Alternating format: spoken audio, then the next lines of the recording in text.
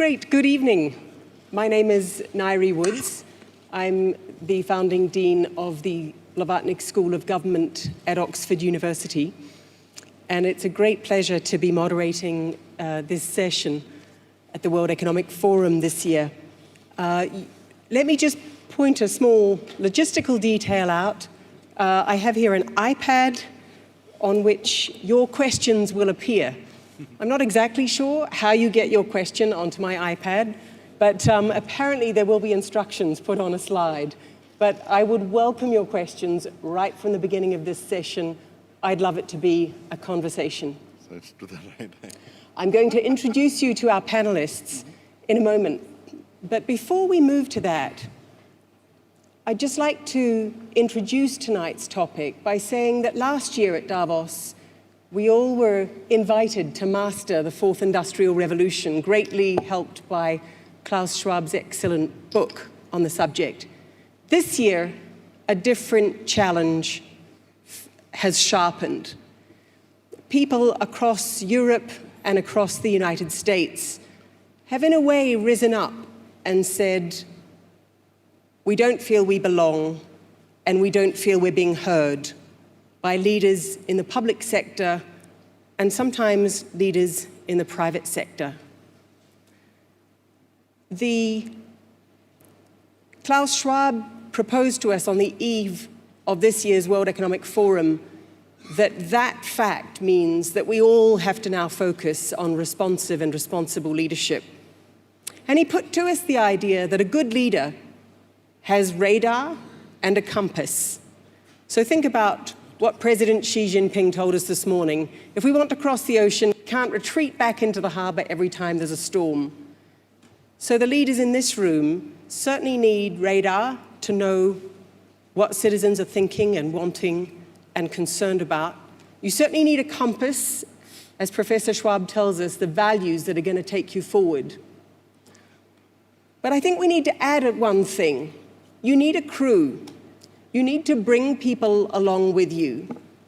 Governments across the world need a narrative that helps people to feel that they do belong, that they are being heard. That's one way that they can start to rebuild trust.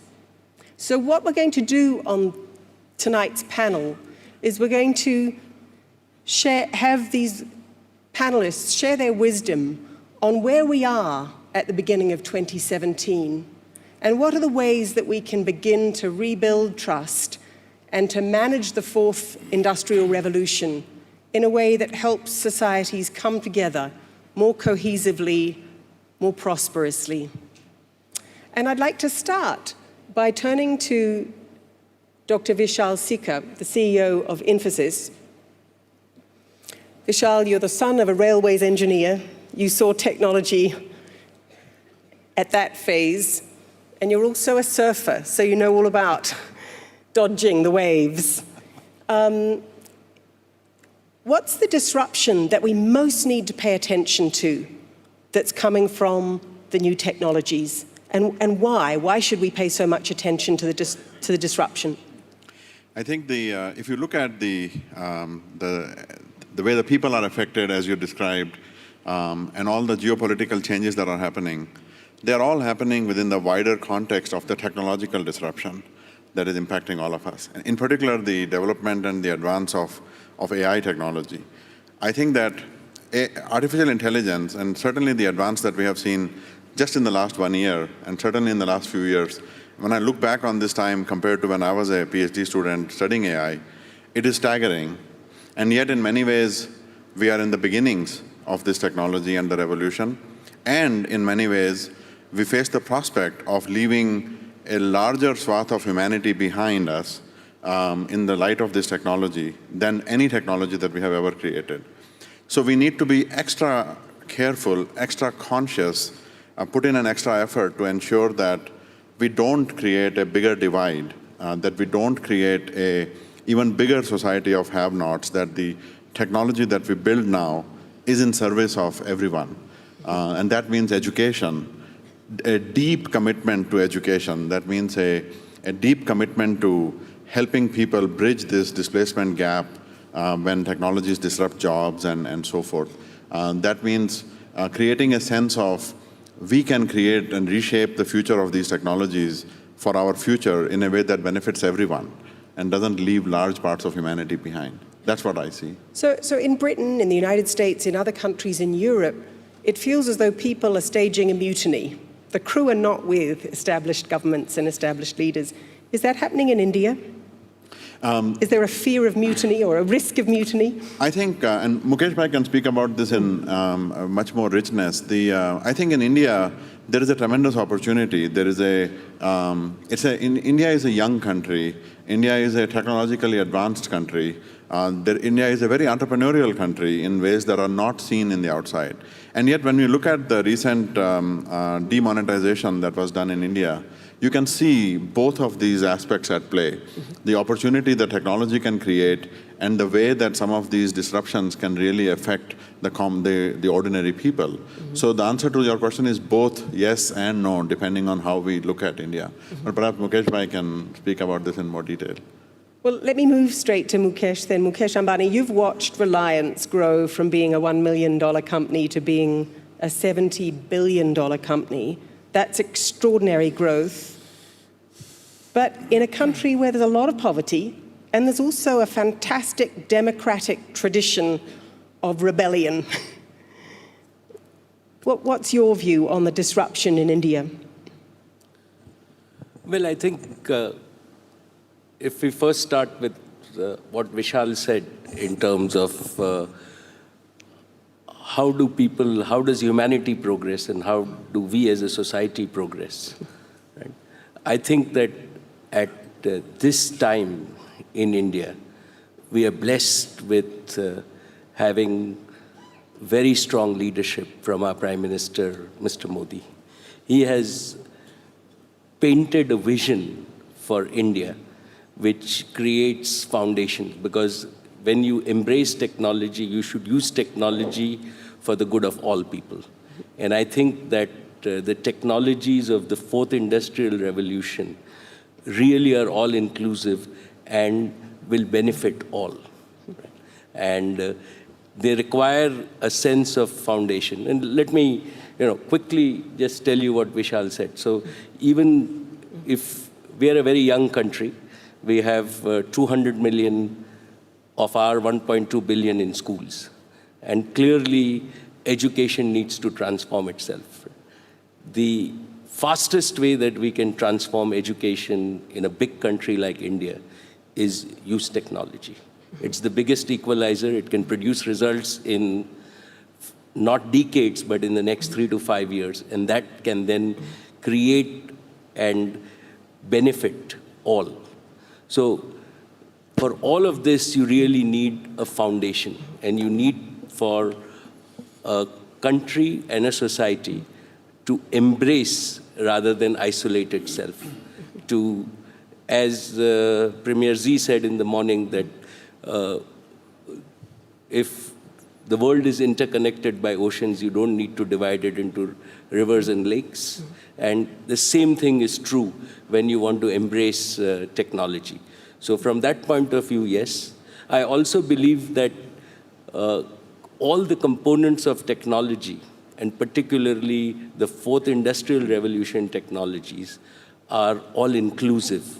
So in a sense, they are the biggest equalizer for a country like India, for all our 1.2 billion people. We in India have a foundation where we have got an identity system for over 1.1 billion people. This will then enable us, right, with the recent demonetization and the movement to digital cash.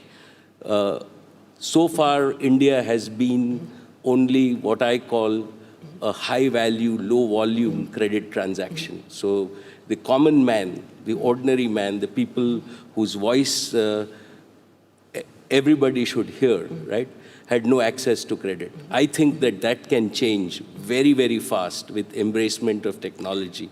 And there can be many such examples. So in summary, what is happening in India is that we are embracing technology for leadership. Our young people are embracing technology. Society is moving, and in the last 90 days, because of demonetization, we've had a major movement to what I call less cash or digital cash.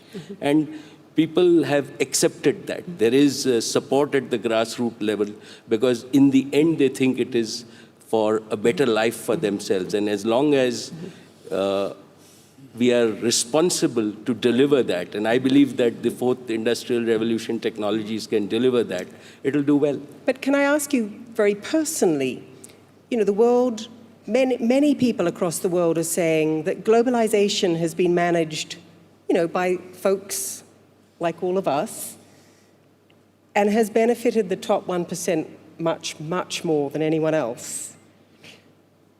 That's in sharp focus now. What do you feel personally as one of the 1%? So what's your personal responsibility? Is it to support your government to distribute better? Is it to, how do you see that moving forward? How do you see your own responsibility moving forward? Well, I think that it is very important that opportunities are given equally to all, right? And what interconnected, like we have all 7 billion people in this world are, in a sense, should be connected, and they should have a shared destiny and shared prosperity. Doing that, right, once you have access to opportunity, you first have to create wealth before you can distribute wealth. So for a country like India, I am extremely committed. And as I have seen the wealth creation on a grassroots basis, right, it's important that to raise standards of living and quality of life for all our billion people, we give a fair share of opportunity to everybody, give education to everybody, embrace the free market for creation of wealth. And then once wealth is created, right, distribution is the easier problem to have. But you shouldn't shun creation of wealth. Creation of wealth is more important than distribution of wealth. Right. I mean, I think in a lot of parts of the world, people are saying, yes, we've been hearing that for 30 years, but it looks as though the distribution is becoming more and more skewed to the top 1%. Mark Benioff, you're chair and CEO of Salesforce, and you tell me a committed ukulele player. But how do you see the responsibility of the 1% who have so benefited from globalization?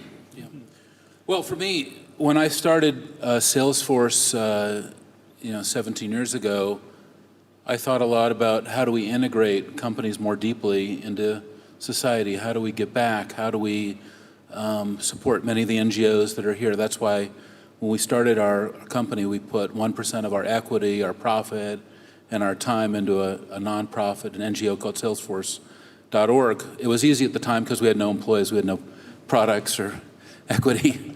But today, of course, we're a company with a market cap of 50-something billion dollars, and we have 25,000 employees, and so we've been able to give back hundreds of millions of dollars, but also millions of hours of volunteerism, and we run 30,000 nonprofits and NGOs, and many of them are here for free on our services.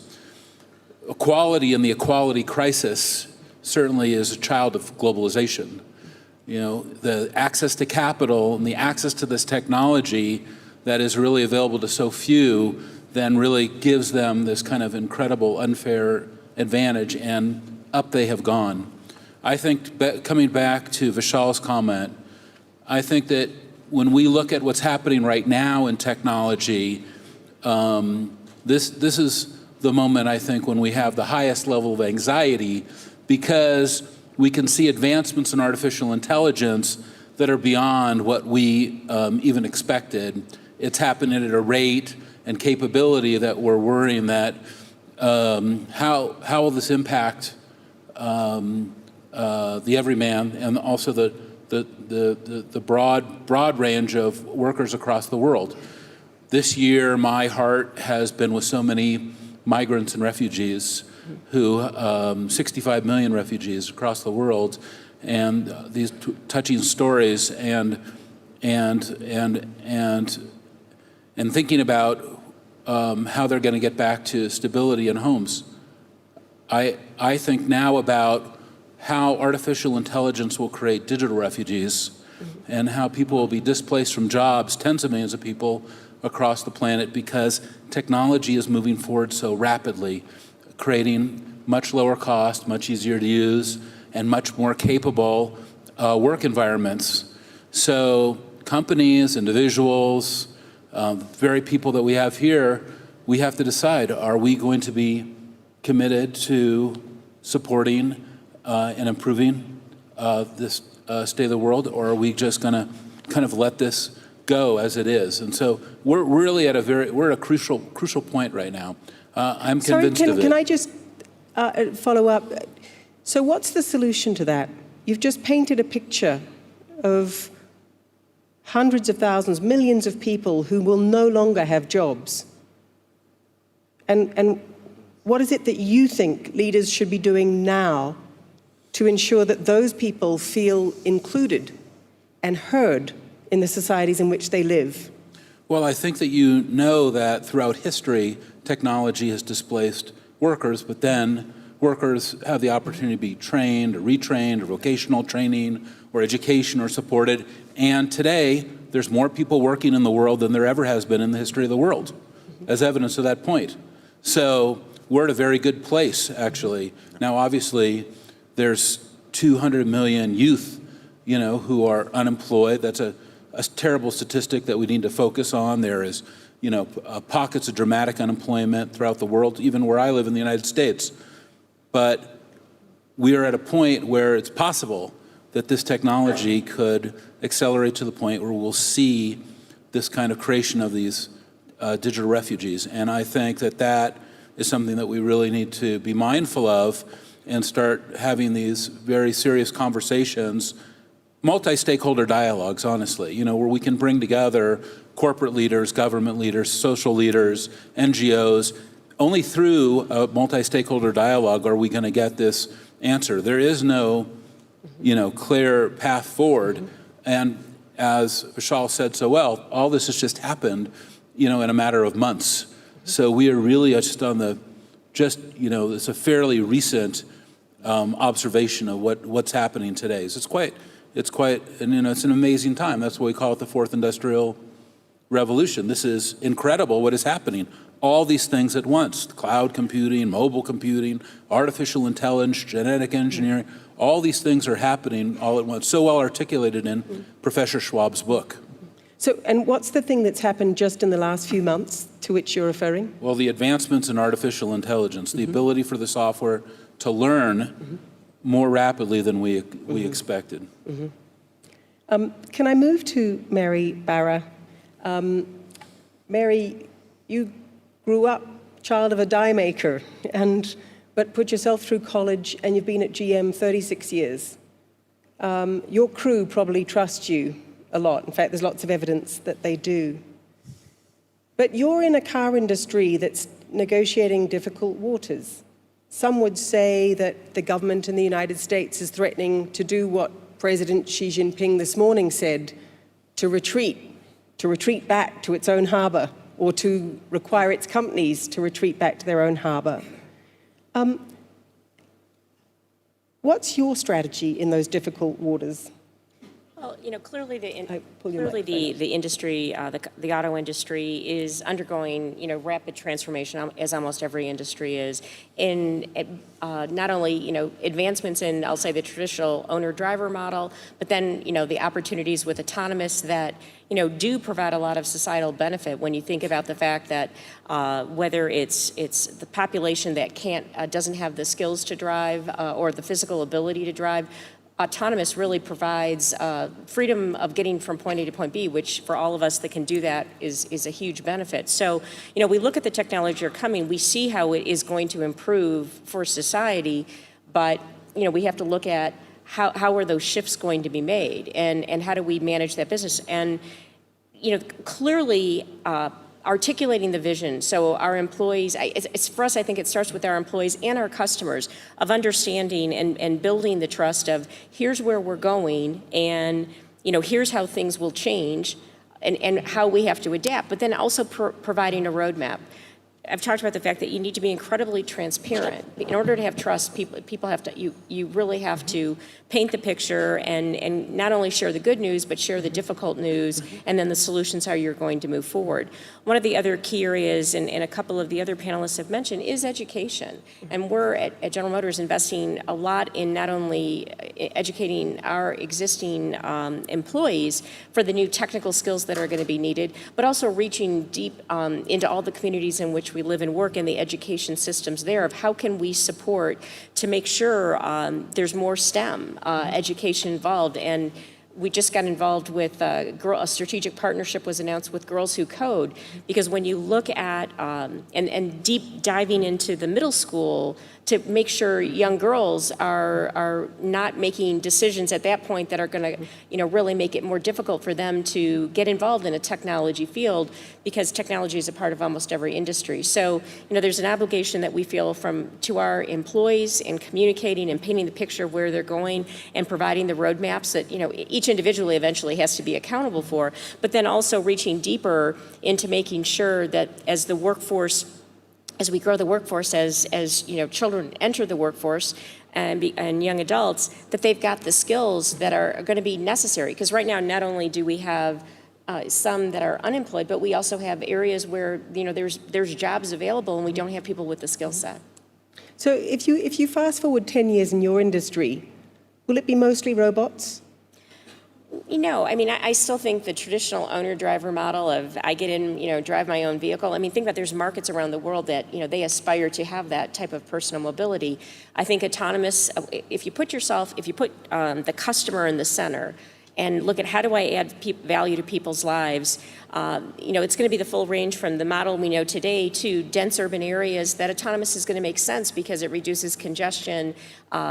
Driving isn't that remarkable when you're in stop-and-go traffic with no place to park. And so if you look at solving real issues for the customer, I think there's going to be a wide variety of solutions for a very long time. But I guess I'm asking, when President-elect Trump suggests to a different company that they should produce their cars in America, not Mexico, there's an assumption that the jobs will go to American workers instead of Mexican workers, but surely in the end, it's just going to go to American robots. The people who make the cars. I think that's a bit of a jump. I think that's a bit of a jump. Having been in the company for 36 years and actually worked in the area where, when you look from a workforce perspective, yes, there's automation that's used, but when you need flexibility and you think about the customization that happens in our industry, the most flexible asset is a human being that can do different things. So I still think it's going to be a blend. I see it every day. And so I think that's oversimplifying what's really going to happen. Thank you. Chairman Xu, can I come to you? You're chairman of China's electricity grid company. You grew up in the countryside outside of Beijing. Yes. Your parents had no electricity, but you were part of a generation that did have electricity, and you were telling me about your love of reading, no doubt, with electric light. I doubt you dreamt that you would be heading China's electricity grid company. Did you dream that as a child? No. No.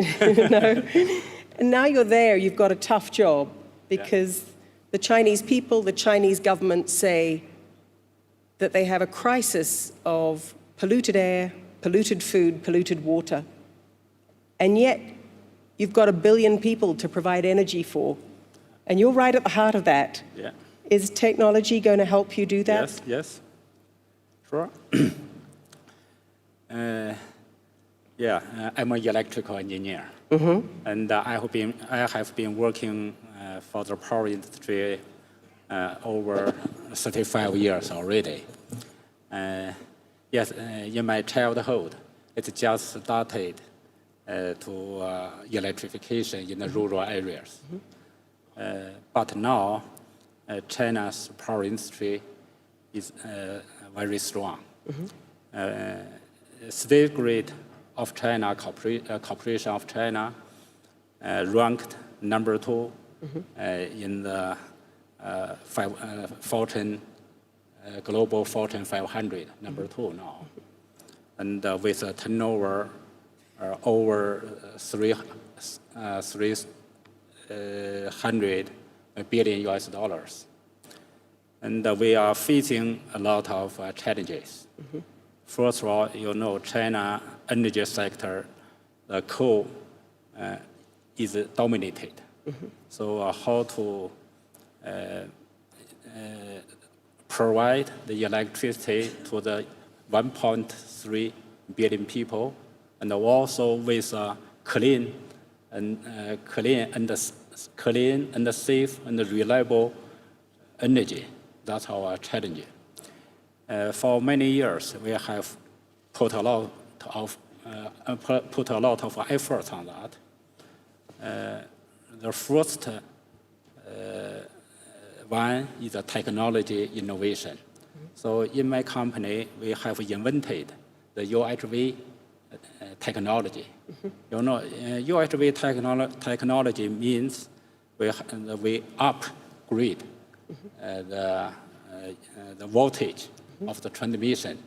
So in China, in my company, we have 1100 plus and minus 1100 kV transmission lines. Also, we have invented the 800 kV UHV-DC technology. With that technology, with the UHV-DC technology, we can transmit the power from the west part of the country to the east part. And in the west, we have a plentiful of the water resources and the coal resources. Especially, we have the renewable energy located in the west. So how to transmit the large part of the power to the load center in the east areas? So last week, a couple of your cities were asphyxiating in the smog. It's a race, isn't it? You need to get electricity to the poorest parts of China. Yes. But your cities have to be livable. Yeah. And they're becoming unlivable. Yeah. So can you win that race? Yeah. We have made achievements for the power for all. Every household in China now can be access of the electricity. Yeah. That's our put a lot of effort on that. So now in China, even you live in the very remote areas, you can no problem to use the electricity. Yeah. And what about the other panelists have talked about the kind of reactions to globalization. President Xi Jinping mentioned it this morning. I remember being in China when China was acceding to the WTO, and there was a very lively debate about the pros and cons of globalization. But is there an anti-globalization movement in China? Is there a concern that people are worried that the reason why their air is dirty is because of globalization? Is that part of what you're thinking about? Yeah. In the morning, President Xi Jinping gave a very important speech. After President's speech, I heard a lot of discussions from the audience, from the colleagues. They think, they all think President's speech first one gave a confidence to the world society. They gave the confidence for China economy, gave us a clean picture for sustainable development for China. We will maintain the relatively higher growth rate. This confidence will help the world economic development. I think this is a very, very important message for today's world economy. For the globalization in China, we think, in my personal view, I think the globalization is inevitable.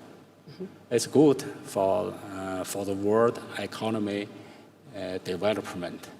In my company, we have assets in 6 countries. We have taken the shares of the assets for the transmission and the distribution assets, and we are going to continue. We hope the globalization will move very normal, and then no obligation for the investment. But you must be worried that while Chinese people are believing in globalization, a lot of people in the markets to whom you sell are urging their governments to close borders. No. So you will need the cooperation of those other countries to continue. Yes, we need cooperation with internationally. So for my company, we are still looking for some opportunities to cooperate with our in the energy sector. So we are looking for that. Very good. Thank you very much. Some questions are coming in from the audience. I have to say, lots of them. And I'm going to throw this to all the panel, and the bravest one will put his or her hand up first. But the questions are quite a lot about when will the usual prescriptions of education and entrepreneurship be recognized as not good enough? We've heard this every year at Davos. Mark, let me throw that one, or Vishal, Mark and Vishal. You know, you've both mentioned education and entrepreneurship. I have a simple answer to that: never. Education and entrepreneurship are the correct answers. The reason that we keep hearing about these over and over again is we are just not doing enough of these. There is no other answer. Everything that we have learned to do is something that we have learned to do. There is no magic here. All these technologies that are reshaping the world around us, all these movements have to be trained. People have to be trained on these. People have to be taught these. There is no magic to it. Entrepreneurship. Why is entrepreneurship important? I think you have, all of us here are entrepreneurs. Mark's example that Mark talked about is an example of entrepreneurship and of giving. The solution seems straightforward. It is in the implementation of these that is where all the magic is. In my mind, John McCarthy, the father of artificial intelligence, once said that articulating a problem is half the solution. We are rapidly approaching a time where AI is going to be able to solve the problems that we can articulate mechanically. The human frontier is problem finding. And today we still live in a time where, innovation or entrepreneurship is something that is viewed as a mystical thing that is available to a chosen few people, that there are the entrepreneurs who come out of somewhere and then they invent things. But the reality is that the act of invention is something that can be taught. People can be trained to see something that is not there, and that if it was there, it would improve the world. And this is an act of entrepreneurship. So education and entrepreneurship are the answer. We just aren't doing enough of it. Okay, so Mark, you're nodding, but across the United States and Europe, there's been a mutiny this last year, a revolution. I'd like to go back to your last question first, which is I'm asking about that. Okay. So is it that people are just not doing the education and entrepreneurship? Well, I think you've got two different things going on. I think one is we're going to have to, exactly what Vishal said, number one is we're going to have to continue to explore new models of education. Certainly in the United States, our public school system needs all of our attention. I have encouraged every CEO to adopt a public school in the United States. I've done that. Our company has also adopted a public school district. Obviously, there's going to have to be new models of education, including vocational training, new ideas, things that have been pioneered here in Switzerland, but that may not be enough. We may also have to bifurcate to basic income as well. And that is something that you're hearing a little bit here at the conference. We've heard that in Guy Standing's session here, in his work. We see those basic income experiments happening even where I am in Oakland, funded by the CEO of Y Combinator, Sam Altman. We've seen them in other parts of Europe and Africa, in India as well. I think that is going to be potentially something that's going to have to be explored. We're entering some new territories. Is it time for a new code for private sector leaders. You know, some would say that we've come through a kind of cowboy period, frontier period, where anything goes because the benefits will eventually trickle down. But do you think we're now on the threshold of a different code? Well, I mean, that's why we're here at the World Economic Forum, where this forum is built on something that I believe is absolutely critical for the future, which is stakeholder theory, that CEOs can pivot to this idea that they're all about shareholders and that the business of business is business, or CEOs can pivot to stakeholder theory, which is what Professor Schwab pioneered in the early 70s and built this forum on, which is that a CEO has to take care of many stakeholders, not just the shareholders, but their, of course, customers, partners, employees, as well as their local community, their schools, the environment. These are all stakeholders. And as leaders, modern leaders here at this forum, we have to think about stakeholder theory as, I think, one of our key paths forward. Certainly, we're engaging in multi-stakeholder dialogues, especially when you see all kinds of different voices emerging in the world, some that we might like, some that we might not like, but only through multi-stakeholder dialogue will we be able to elevate our consciousness and get to these answers. We are going through a major shift in the world. Everybody here knows that. And so these are some of the answers. One of the reasons that I love coming to this conference, by the way, is because it's built on that foundation. And I'd like to ask each of you, because you are all regulars, with the exception of Chairman Xu, who it's a delight to have with us this year. But so you come to the World Economic Forum and you do get this opportunity to debate values, challenges. Could you each give us an example of something that you've gone away and either thought differently about or changed in your own company as a result? Mukesh, do you have a thought on that? Well, I'll just add a few years ago, right? We changed the as our own company became big and came out of our own interactions that for a company it's very important to generate societal value, right?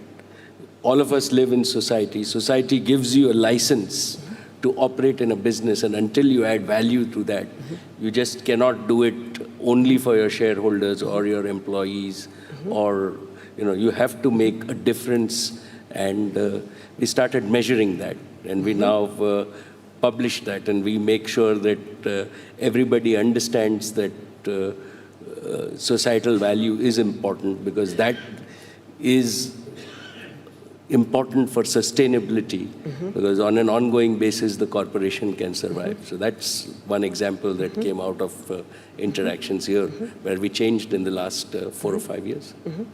Mary, what would your example be, or what would you want this year's leaders to take away and do differently? Well, I think it really gets to truly focusing on the customer and solving real issues. And I think, you talk, when you really see an issue that you can solve, that's when people innovate. And it's not just entrepreneurs in one area of the country or the world, but it's everyone in their job of how do they make it better, how do they really focus on the customer. And I think also looking at all of the stakeholders. And so I think those are two things. At General Motors, we very much, we say we want to be the most valued automotive company, but it's not valuable to just our owners, but we feel as we work and have strong relationships and do the right thing across all of our stakeholders, that in the end will be the best solution for our shareholders.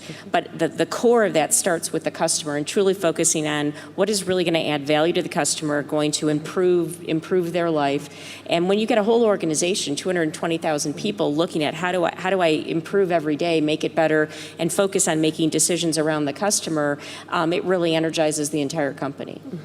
But I'd love to just add to what Mary said, because she's been an advocate for this, and I think that one of the key stakeholders in the world is women. If we look at where we are in gender equality, the World Economic Forum has said it's going to take another, something like 170 years to get to parity with men. We don't have time to wait. Every CEO needs to look at, are you paying men and women the same?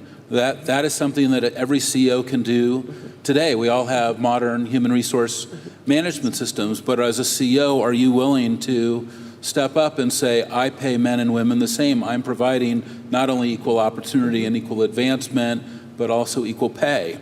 That's, I think, a major shift to empower women in society is, I think, critical part of the voice in getting that across. Vishal, can I come to you? I mean, this is a particular year because, as I keep repeating, there has been a mutiny. What's the thing that you think leaders should take away this year? I think that the two things that, so Mark earlier talked about the giving that his company does and has exemplified. We have to ask ourselves, do we all do something of that sort and do that? How much do we invest in training? In Australia, they recently put in a law to get 1% of the salaries or income for employee training. How many of us are doing that? I think that this idea of designing systems for few is something that we have to abandon, and we have to design systems, products, and services for everyone, especially for the have-nots. That requires a unique commitment to empathy. And design thinking is an example of this. Designing cars, Mary talked about this, designing cars and systems of that sort with the end user in mind, including the displaced people. I think that the asymmetry in technology, I mean, if you just look at the top 5 companies in the world by market cap now are technology companies. And I always wonder, why isn't every company a technology company? What is it about technology? We all learned technology. It did not drop from the skies. We learned technology and we learned to build it. Why can't we bring this idea of building technology for everyone, for all of us? So I think inclusive technology, creating access to these things, we should, as corporations, as CEOs, as leaders, stop waiting around for somebody else to come and tell us to do things or for somebody else to do them for us, and instead take the initiative and in doing these things ourselves. And can I pick up with that? Because you're talking about inclusive technology. Now, what we can see the digital revolution has done is polarized societies, created echo chambers, people only talking to people who agree with them, and their views become magnified and polarized. We all live in very diverse societies. This is very dangerous terrain where society, instead of pulling more together, is fragmenting and pulling apart. Is there a software solution to that?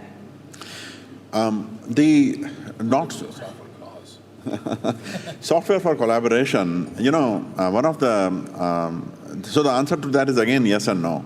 In the early days, when the memo was written to create the internet, J.C.R. Licklider wrote this memo called Connecting the Intergalactic Communication Network. And the idea, because he thought that engineers will try to lowball things and then they will build a network for the planet, and which is what we ended up doing with the internet over the last 40, 50 years. So on the one hand, technology has connected us in an extraordinary way. If you just look at how deeply connected we all are as a society now. I mean, we had the opportunity to work with Mukesh Bhai on his new venture in Jio. And there are now something like, in the last 4 months, 80 million people in India who are subscribers of Jio. So technology has an incredible ability to connect us and unite us. And yet, a software for collaboration is something that is still in a very primitive state. If you look at the way we do our word processing or crunching, capturing information and so forth, it is still largely the same as it has been for the last 30 years or so. Technology to really help us collaborate, to help us achieve a shared perspective, a shared meaning, is still in early stages. We still have to come together to places like Davos and sit together to really understand what is going on. We don't yet have software that helps us get there more conveniently. So it is, on the one hand, yes, and on the other hand, it is still early. And the counter narrative to that is that software is also dividing us. Yes. Certainly you can see in social media, especially in regards to recent events that I don't have to go into in detail, that the software was used in many cases to divide society. Bots were created to take on anonymous positions in social media that look like humans amplifying narratives that may not have been true. And that is an example where the technology is dividing us. So this, again, this is a new frontier. This is also part of the fourth industrial revolution. When we look at what has social media done to us, yes, we like to be on Twitter, we get real-time feedback. I'm getting that right here. I'm looking at what people are saying and what they want me to respond to, just as you are on your iPad. And of course, that's part of the fourth industrial revolution. But the other side of it is there's also all kinds of intelligence and network capability that's out there trying to push society in a certain direction. That is new. That's certainly something that we really have not seen happen before. So, but solutions from Mark or from anyone on the panel, you know, that this is dangerous stuff when the technologies become magnifiers of fear, of hatred of others, of polarization.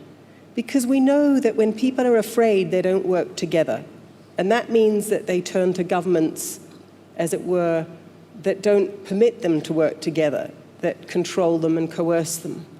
So this is a pretty important moment so are there solutions? If technology is the driver of this, are there technology solutions for it? Well, I don't know if it's necessarily a technology solution, but I think now more than ever, corporations, governments, communities, and Mark said this before, we have to work together and, you know, and demonstrate and look at some of the broader issues that society as a whole, the world is facing, and take action. I mean, in the auto industry, you know, one of the things we feel very responsible for is how do we improve the environment and the investments that we're making in the technology leadership. So I think if you know, governments, countries, communities, if we work together to solve some of these issues and solve some of the bigger problems, I think it demonstrates, you know, that we can work together. I don't know if there's a software solution for people stepping back and wanting to listen and wanting to understand another point of view and respecting another point of view, even if it's not theirs.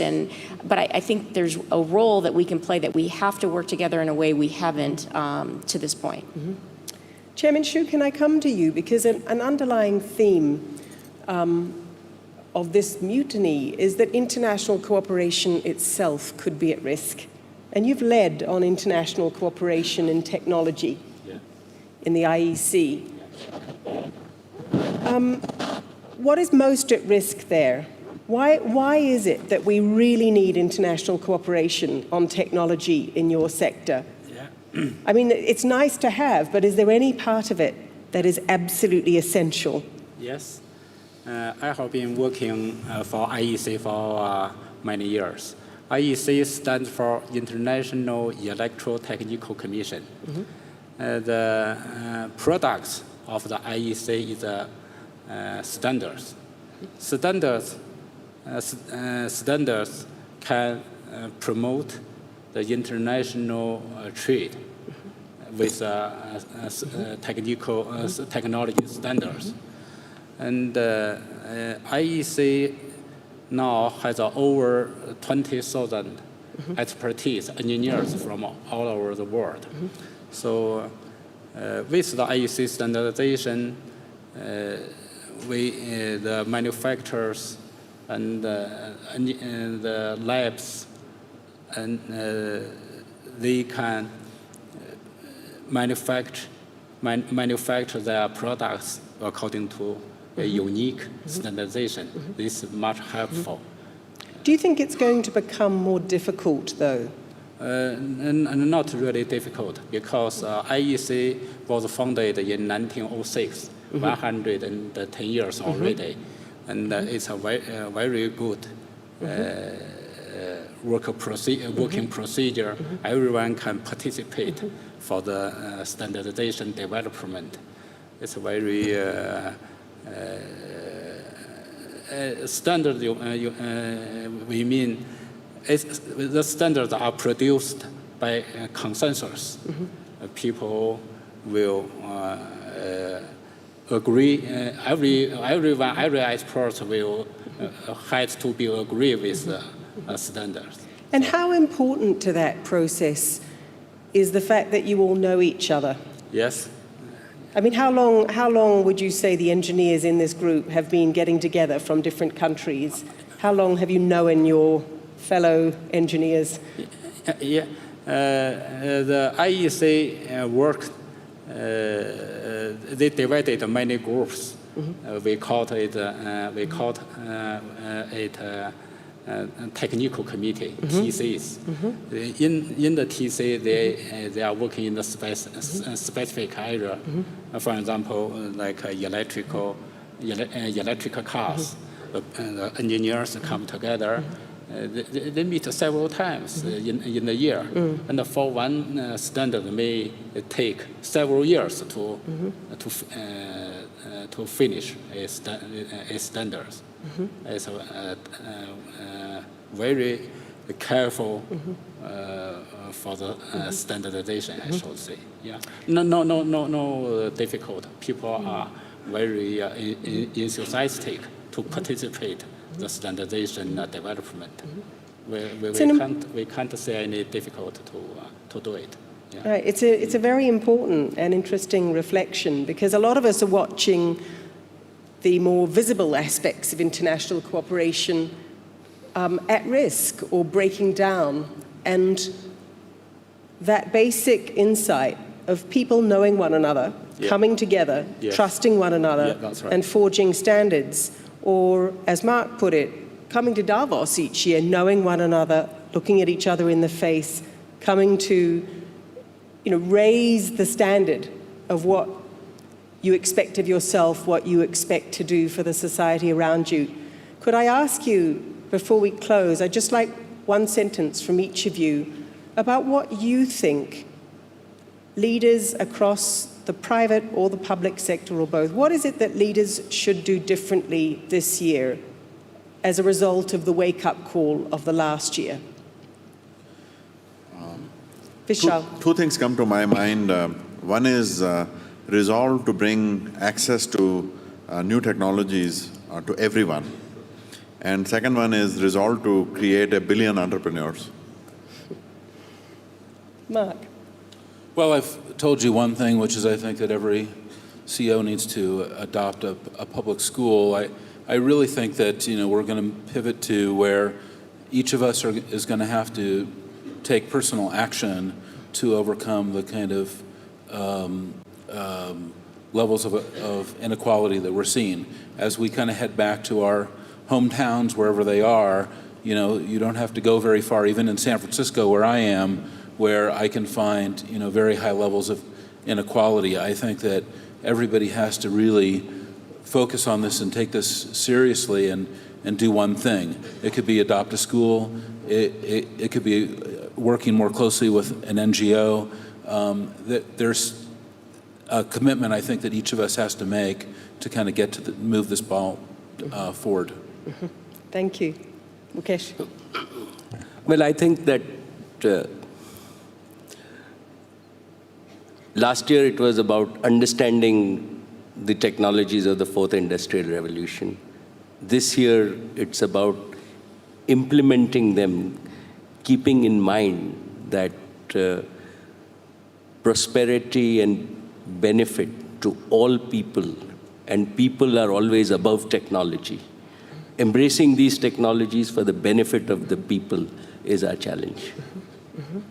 And I agree with what all the panelists have said, and clearly the foundation of education and innovation, entrepreneurship.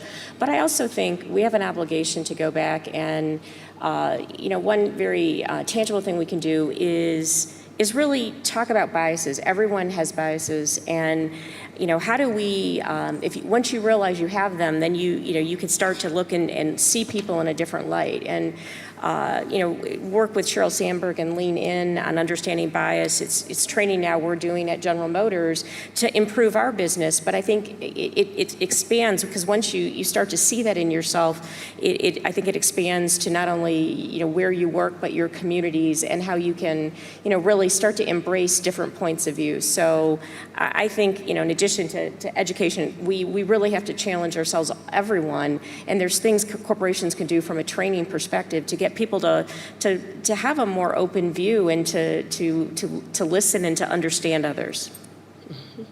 Thank you. Chairman Xu. Yeah. Last year, we State Grid has done two things mainly. One is renewable energy development. In our company, we have over 200 megawatt renewable energy. Part of 130 megawatt for the wind power, and over 700 megawatt for the solar power. That's our last year efforts. The second one is rural electrification. So we have people to have a more reliable power supply. But for this year, we will focus on the One Belt, One Road, initiatives. We will cooperate with neighbor countries and some other countries for the infrastructure connectivity. That's our this year focus. Thank you very much. I think tonight's discussion and your comments and questions really highlight that in some countries of the world, particularly what some would call Western democracies, there has been a mutiny, but in others there has not been. And those are the countries that, as it were, are still focused on delivering more and better, just as Chairman Xu and Mukesh and Vishal have pointed to.